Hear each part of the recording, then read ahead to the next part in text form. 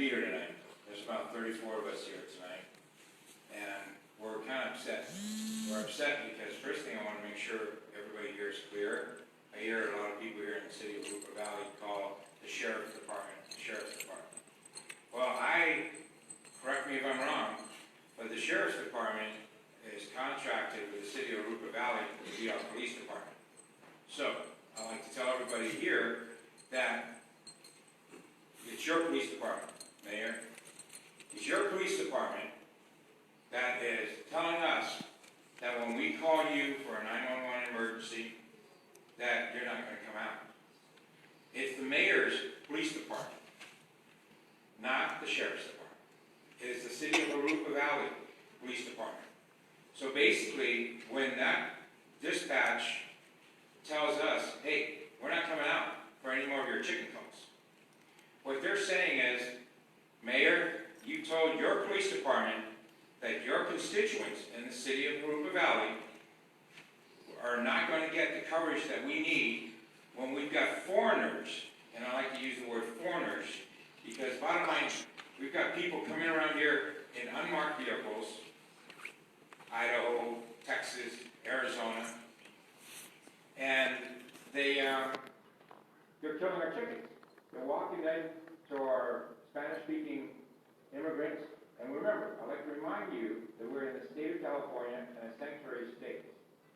So your police department is not protecting your people. And earlier this week, I came in here on Monday to try to, soften up our visit. And nobody contacted, nobody returned. I talked to the lady today that I talked to on Monday. She goes, I forwarded the message. Does not mean that they have to call you. Well, that's a very bad, I'm very unprofessional. Because when I leave you my name and number, I expect you to call me back. Especially when I came in personally. I didn't call on the phone.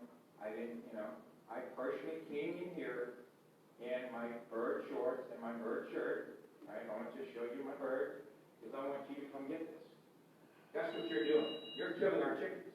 So I'm dressing like a bird. All right? So you're telling us there's a meeting on Wednesday, and Jerry, who's the leader of the SOB, Save Our Birds, not leader, but founder, and I'm just a spokesperson for her. And I've talked to you guys, and guess what you did? Before my 3 minutes is over, somebody has given me an additional 3 minutes. So I don't know who was that person that gave me the 3 minutes. I can call it out so I don't have to come back. You did? Sharon. Sharon?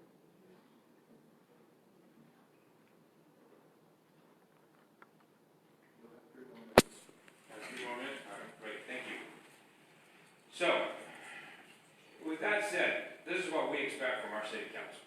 We expect you to come out there with a chicken kill, because the state of California has the highway patrol, okay? They're there to protect these people. At the beginning, I've been doing this for a month. At the beginning, I thought the CHP was there because they loved us. I found out they were there to protect the kill team. I was so embarrassed, because when I see a cop, when I see a police officer, man, I get excited because I feel safe. They're not there to protect us. So this is what I told all of our people. This is what I told them. Call our city council. Call our senators or state. Call everybody.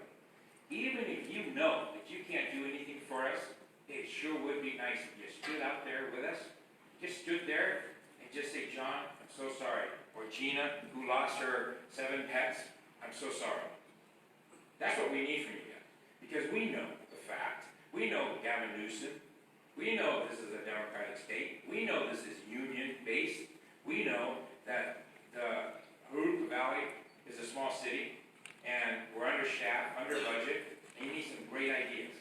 And that's another thing, since you brought it up, right? I asked at one of the meetings to be part of your Stop Riverside from your electric lines. Has anybody contacted me? No.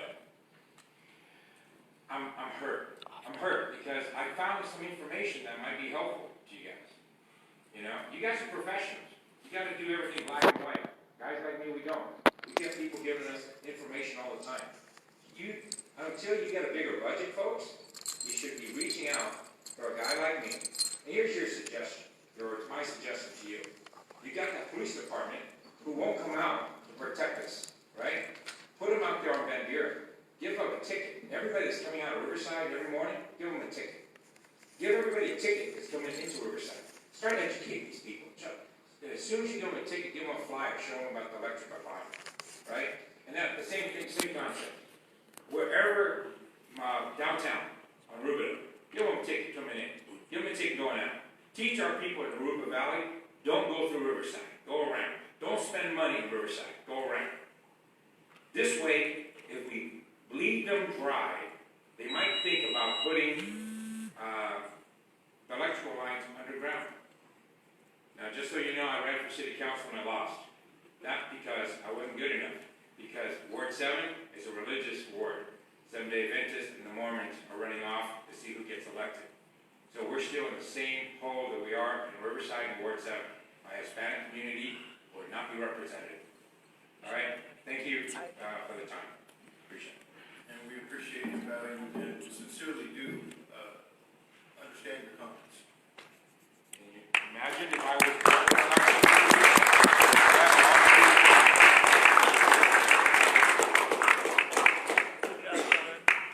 Thank you. Next speaker is Donna Chris.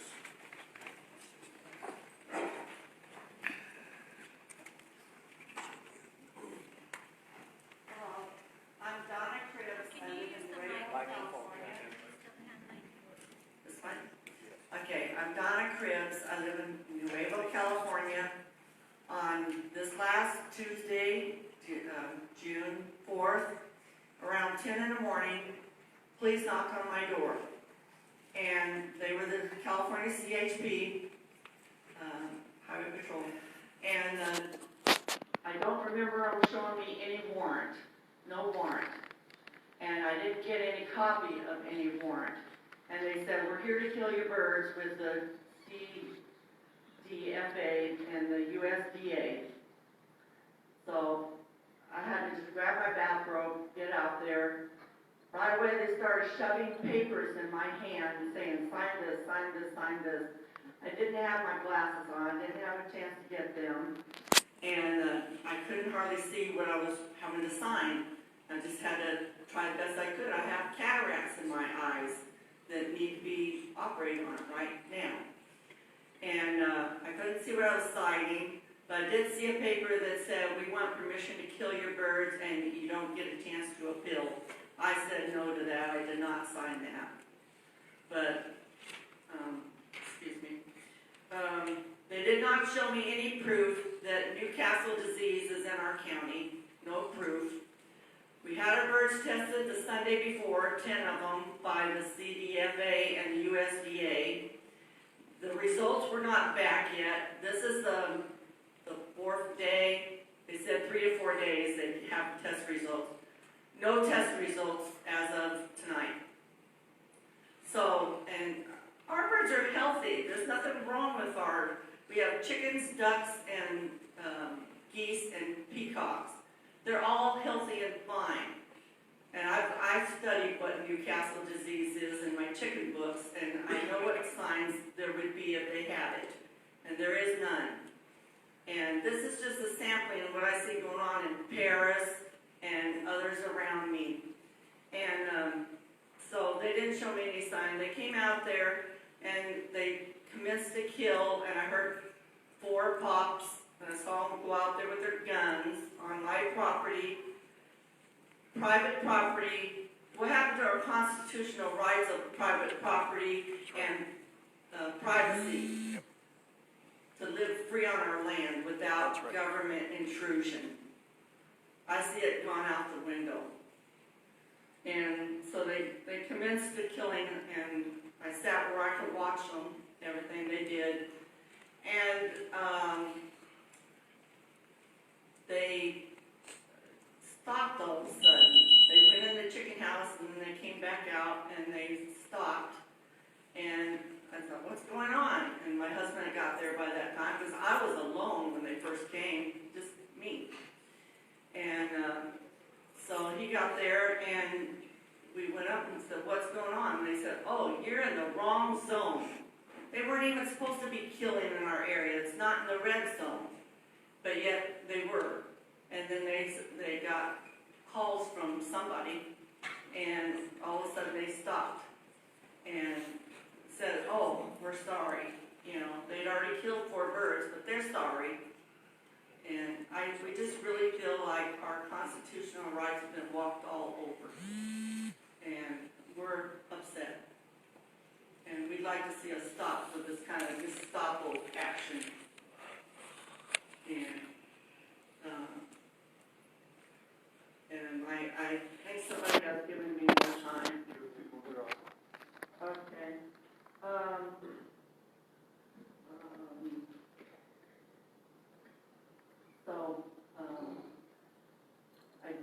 I wanted to take pictures. I only got a few pictures toward the end of them packing up and leaving. I think we need to be more educated and more encouraged about get our cameras out right from the beginning. And I hear that it's very hard to get a lawyer because they're afraid. They're afraid they'll lose their licenses in California. I think we need to get a class action suit going with all of us. This is happening too. And so there needs to be more looked into about that and what our recourses could be. Because where else can we turn on this earth for help? And it's, you know, they killed my 3 ducks and 1 phantom rooster who we let run free on our property because so the other roosters wouldn't fight with him. He was kind of a comical guy.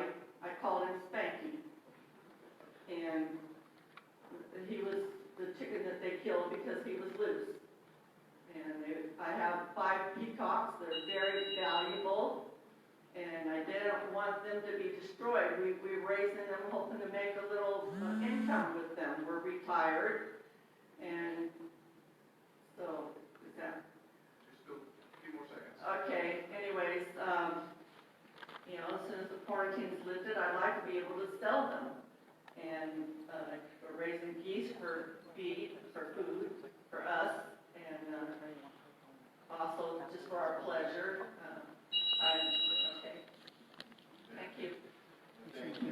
And again, as frustrating as it is from sitting up here, I have a feeling that myself as well as my colleagues would like to just give our opinions and support. But again, it's not an agendized item, so there's really very limited what we can say. But we certainly understand what's going on. We're not going to just take this line down. I'm a prior bird owner myself. We had chickens and a peacock ourselves and a couple of goats. So, I understand that they're not just animals, they are family. So we will do what we can. That's all I can say. Okay? Thank you. Thank you for sharing your story. That's very moving. The next speaker is Richard Kritz.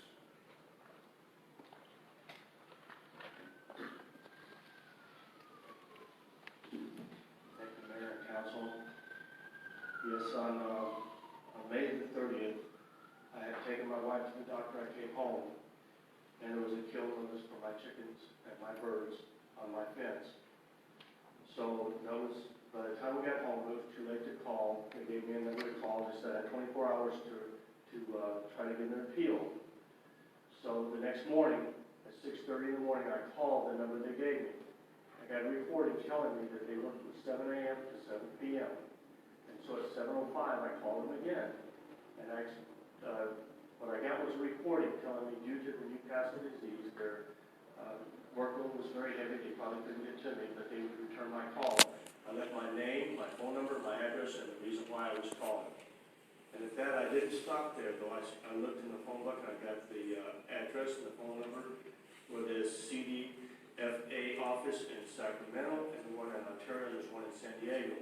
So I went to the one in Ontario, and I knocked on the doors. They have padlocks with you can't get into them. They look out through these dark windows at you to see who's there. Finally, a gentleman did come out to me, and he explained to me, he says, well, says, if you have the kill notice, there's nothing you can do. They have to abide by, just trying to tell me how horrible the disease is.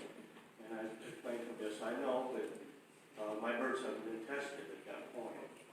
So, anyways, on the 30th, I'm sorry, I went ahead and, you know, there's not much I felt like I could do at that point. I had my hands tied.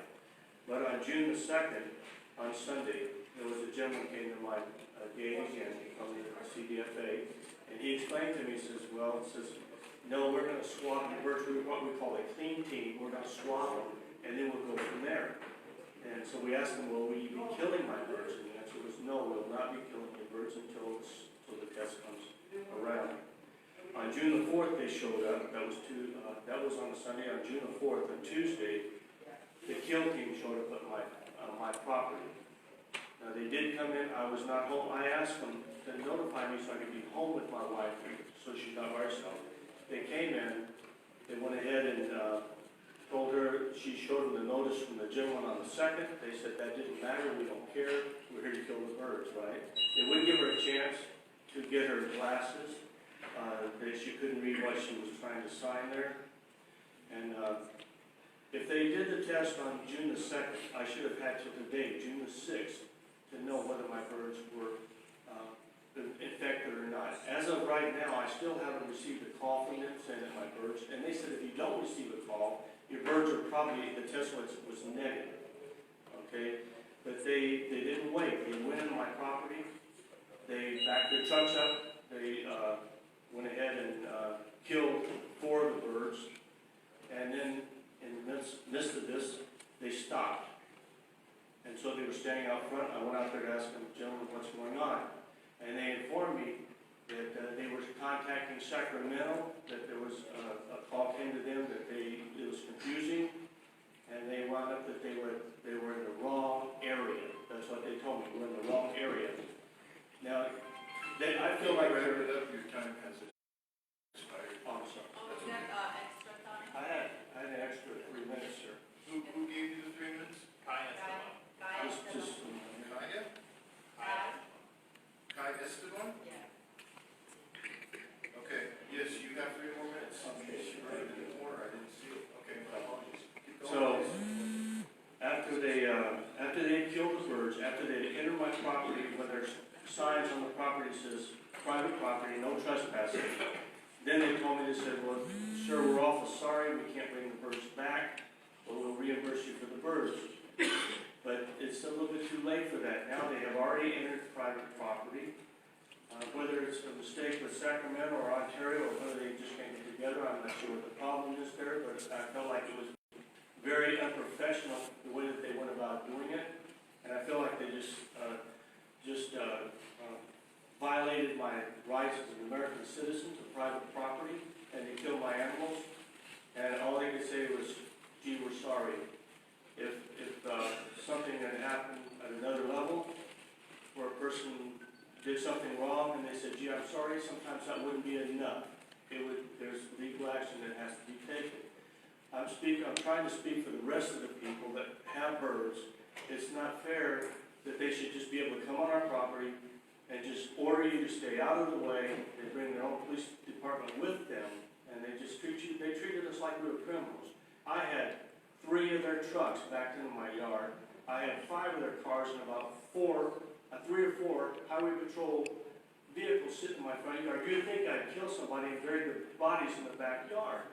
And I thought, come on, guys. And their way of addressing us as people, it feels like it's just like we're nothing, we're nobody. They can just push us out of the way. I understand that the Newcastle disease is a bad disease, but I'm thinking that there's got to be another way that they can get with the people and talk to us. Civil, as if we had some common sense. They act like we have no common sense at all. And it's just violating our rights, and I'm here just to speak so that other people will know what to expect and what's going on. It just doesn't seem fair. And the fact that they were on private property and they did this, and then they found out that they were in the wrong area, that's not right at all. So, I'm pretty much done. Thank you. Appreciate you sharing. Thank you.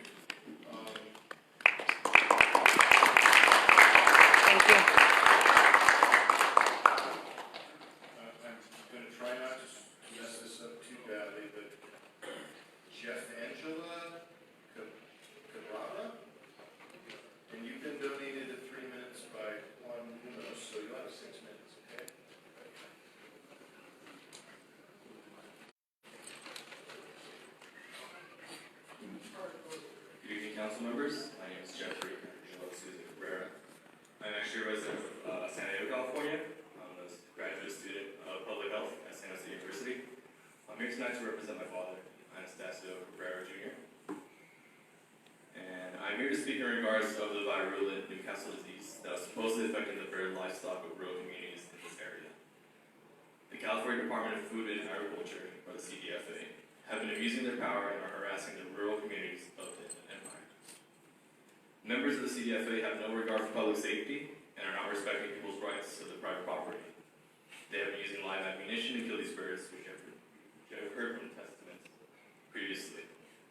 And there have even been reports from our other neighbors that the bullets are ricocheting into their yards. So that's where children are playing, other innocent pets, dogs, cats, all those. Many of these members have been failing to provide proper forms of your ID as in regards to the CDFA members. For all we know, these people can be anyone. Like John stated earlier in his speech, we don't know who these people are. People from out of state. What are they doing here? Again, this is an absolute hazard for our public safety. I want to add in that the community being affected by this disaster has banded together under the group named Save Our Birds. The group is quickly approaching 5,000 members as we speak. Within this group, there have been reports of the CDFA even dumping the birds that they wrongfully killed into landfills.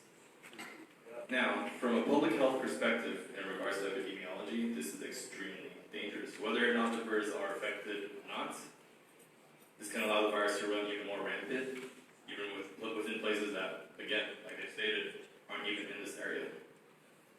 This can also allow the virus to even, perhaps mutate, become worse. So, CDFA has been operating in an extremely unprofessional manner. After they killed several of my parents' neighbors' birds, they received a call from the headquarters to cease their operation because they were in the wrong area where the virus has not even reached yet. Again, reinstating what has been previously said. That's all I've written for my part of the speech, but I will keep going since I do have more time. Mayor, I'm glad that you were able to say that you have owned livestock before everything that they've owned. For the other members of this council, I want to add whether or not you've had livestock. The people of this rural community, the land that they own, the livestock that they own, this is their American dream.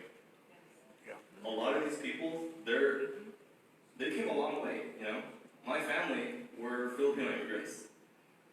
We originally came from the Central Valley, around Delano, Bakersfield, California. We moved here because the land was abundant, and it was very cheap for the most part. So to say that,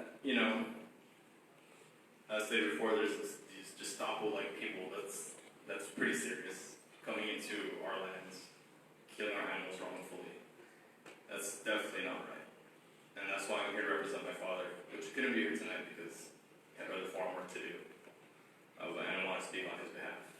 This is really his American dream. This is him taking care of the livestock every day. He has chickens, goats, ducks.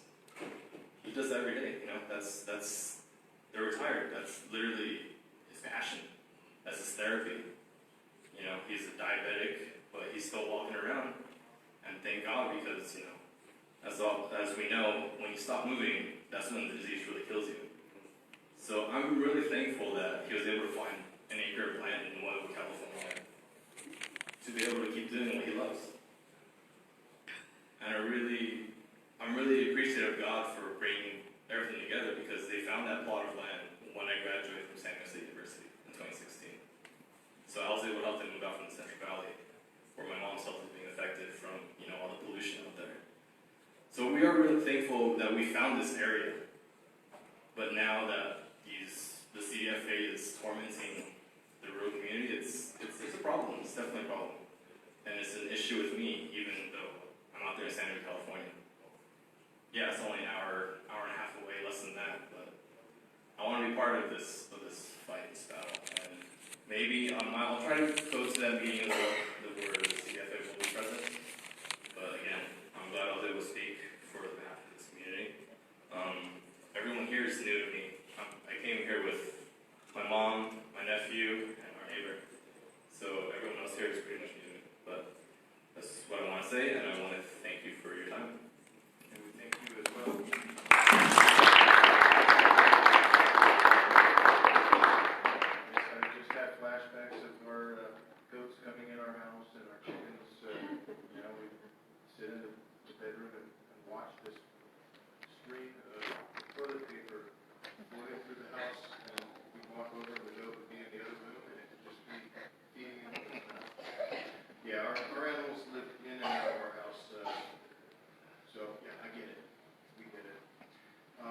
Next speaker, Amy Irwin.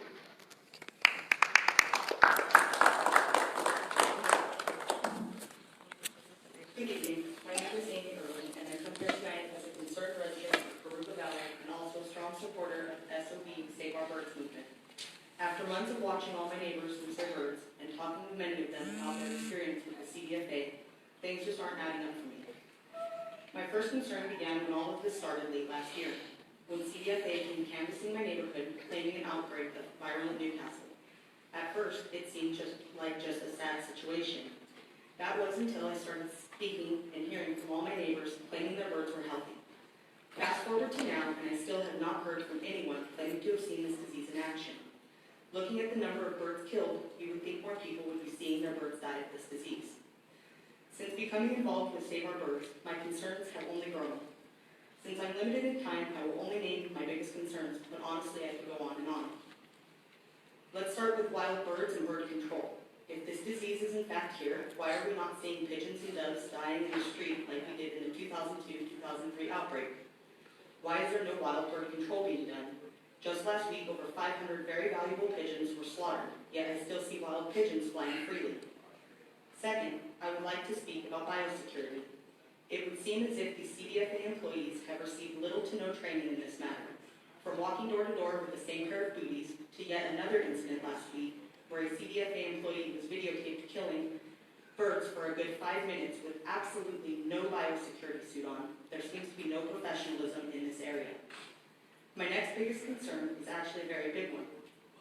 Non-compliance with OSHA regulations in regards to providing MSDS sheets for chemicals they are freely spraying all over our city. They have generic, unmarked spray pumps filled with mysterious chemical they claim to be a disinfectant called Furcon-S. I say claim because even though they have been asked dozens of times, they refuse to provide an MSDS sheet to specify what exactly they are spraying. This matter has been brought to the attention of OSHA, but I felt my city officials may want to know as well.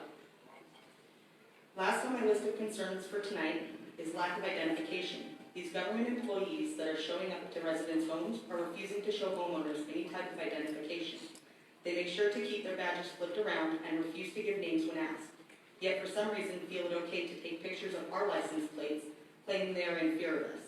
Now let's think about this for a moment. Even if I get their license plate number, they are driving a government vehicle, in which it is impossible for me to get any type of personal information. Compare that to them running my plates, they now know my full name and address. Not to mention, it opens up the opportunity for anyone to claim they are with the CDFA in hopes of being able to enter my property. Even the gas and electric guys show proper identification. So why is it that people showing up to my house with firearms are not expected to do the same? As my time comes to a close, I'd like to thank you all for your time this evening and invite you all to follow our page, SOB Save Our Birds. Thank you. Good job.